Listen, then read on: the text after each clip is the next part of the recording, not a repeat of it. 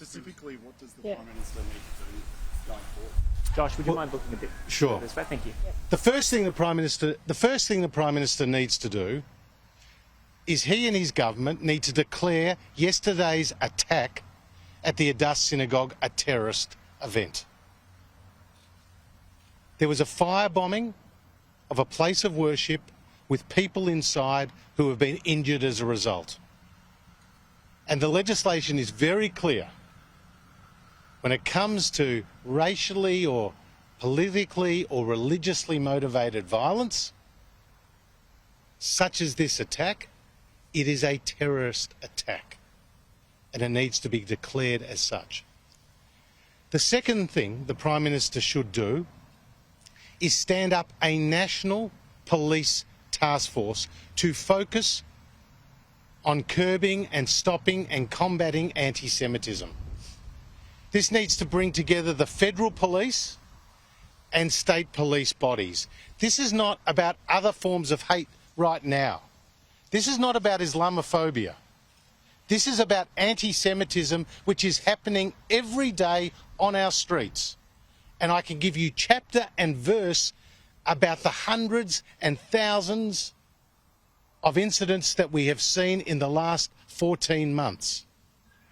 You cannot deny this obvious fact.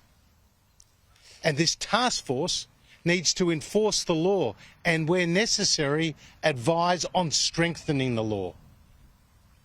After that terrible protest, just days after the October the 7th attack, we saw people protesting outside the Opera House. Nova and I visited it there. The only person who was arrested was a Jewish person holding an Israeli flag, not the other protesters saying F the Jews and a lot worse. And thirdly, the Prime Minister needs to call a judicial inquiry into our educational institutions where there is anti-Semitism run wild. Our education institutions should be houses of learning, but they have become hotbeds of hate.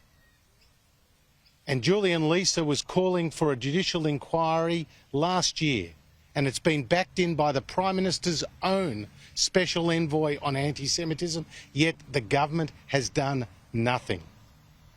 The government needs to use its influence, its levers, to pressure the universities to actually enforce their own bylaws on campus, because I can tell you, Jewish students and other students do not feel safe. And that is not acceptable in a free country such as Australia. Do members in the community fear another attack of some description? Members of the community are extremely fearful.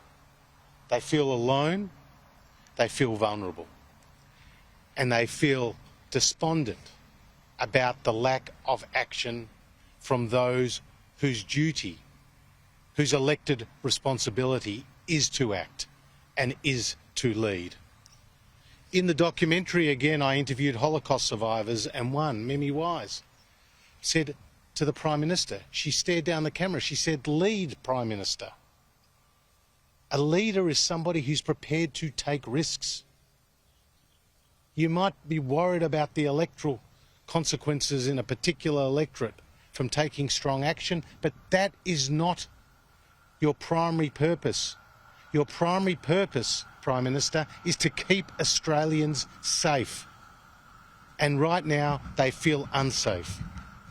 And as Nova has alluded to, this is not a Jewish community's problem alone. This is Australia's problem.